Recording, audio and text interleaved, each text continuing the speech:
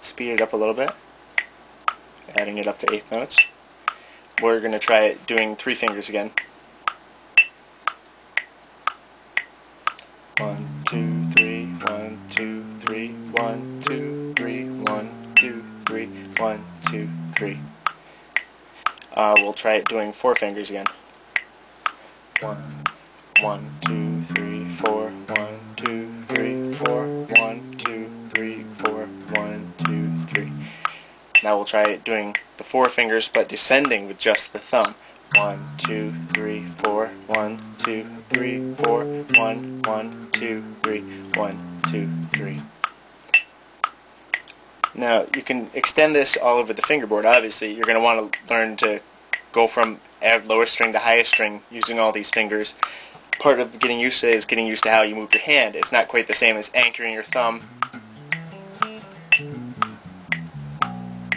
and making your wrist just bend slightly, especially if you're going to be wanting to move your wrist a little bit.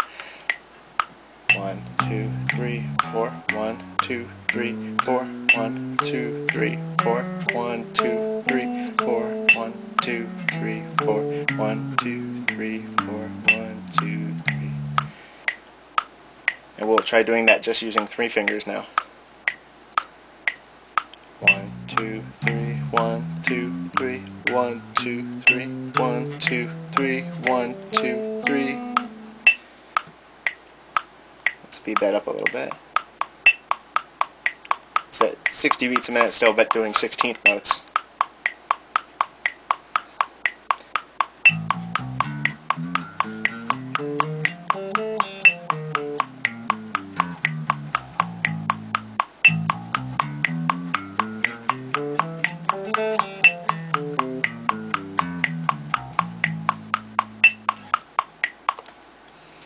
Basically, you're just going to want to do all your standard, single string plucking.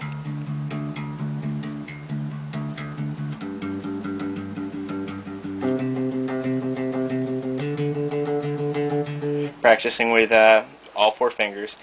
And when it comes to skipping up and down strings, particularly down strings, you're going to want to try using your thumb more.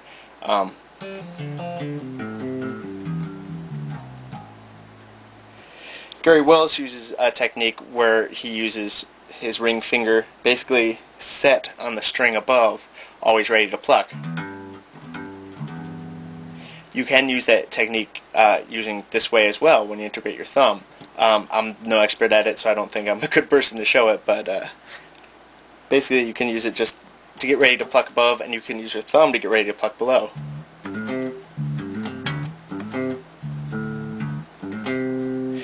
And setting your fingers out almost as a classic guitarist might, you can also assign strings per finger. And that way you're not strictly alternating using your ring finger for, say, your high C string or G string, whatever you have set up.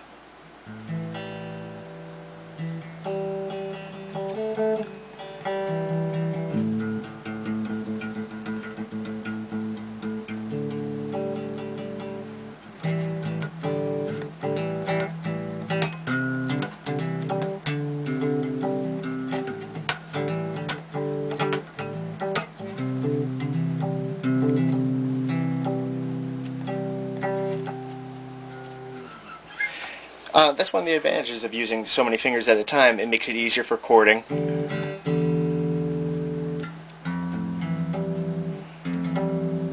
And you can get a real finger-picking sort of style going on doing it. You can do it all sorts of ways. Say if you take 4 strings at a time, you can assign a finger per string.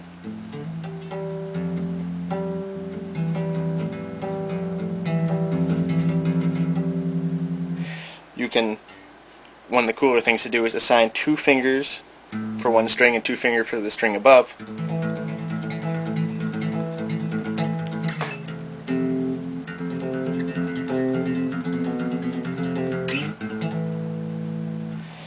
You can assign 1 here, your thumb here, ring on your G, or whatever you have it on your space, and thumb, pointer, ring, and middle on your top string.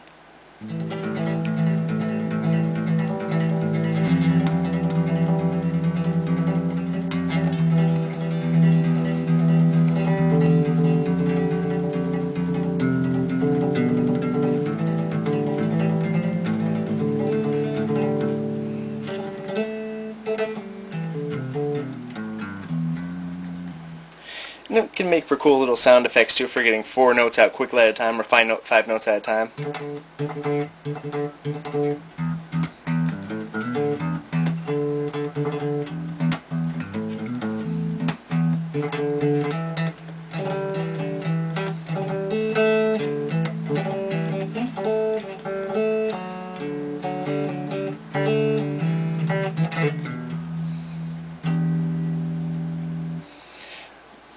That's getting a little advanced though. As I said, you want to start out very slowly.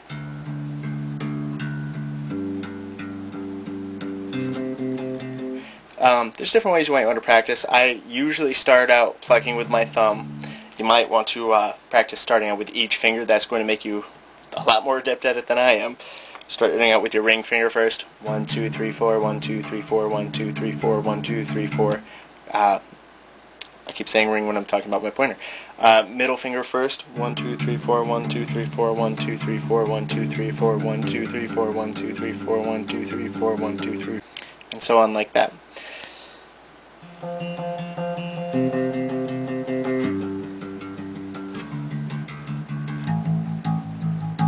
That's just using your thumb. You might find it more comfortable using your ring finger first every time. Obviously I don't.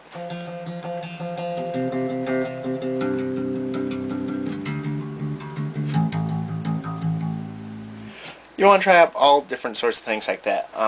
Again, the best things you can do to start out trying to use these techniques is get yourself a radiused ramp. Luthiers like Rob Elric make them. Last I had heard, Pete Schold makes them. A lot of luthiers make them. You can even make them yourself if you're handy and have a radiusing block at home to match your fretboard, or you can even find a local woodworker and they can probably do it for you. Cost is usually anywhere between $100 to $300. Excuse me, most of the ones I've gotten have been about $100. They're definitely worth it though. That and a metronome will help you a lot. It's going to take a while before you're able to do this fluently. I still have issues, as you can hear in any of my videos you might see, making it sound really fluent when you're playing. If you look at certain players like Matthew Garrison, who's one of the first to get this on the scene of using all 4 fingers like this as far as bassists go, they handle it very well and they use it very musically. Classical guitarists do this all the time. Bass players like Gary Willis do a variation of it without the thumb, but basically taking advantage of as many digits as you can.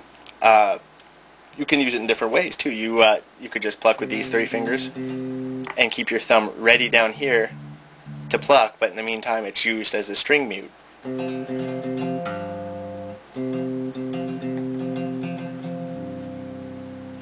There's all sorts of ways of doing it. It's basically taking advantage of whatever you have on your hand that's just laying around. I just figured one day, since my thumb wasn't doing anything, I might as well try using it like I've seen other bass players do, and it worked out to my advantage.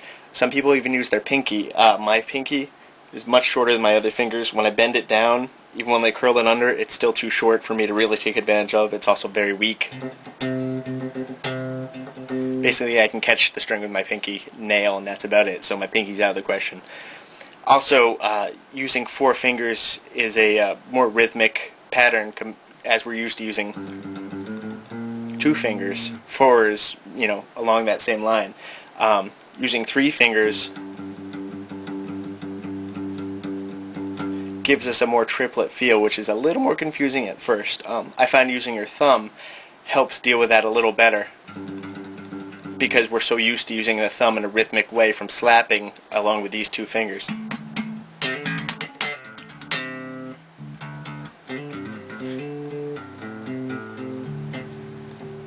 Most people can pluck with their thumb regularly, but they don't even try it on a regular basis, so they don't realize how well they can use it in their own playing.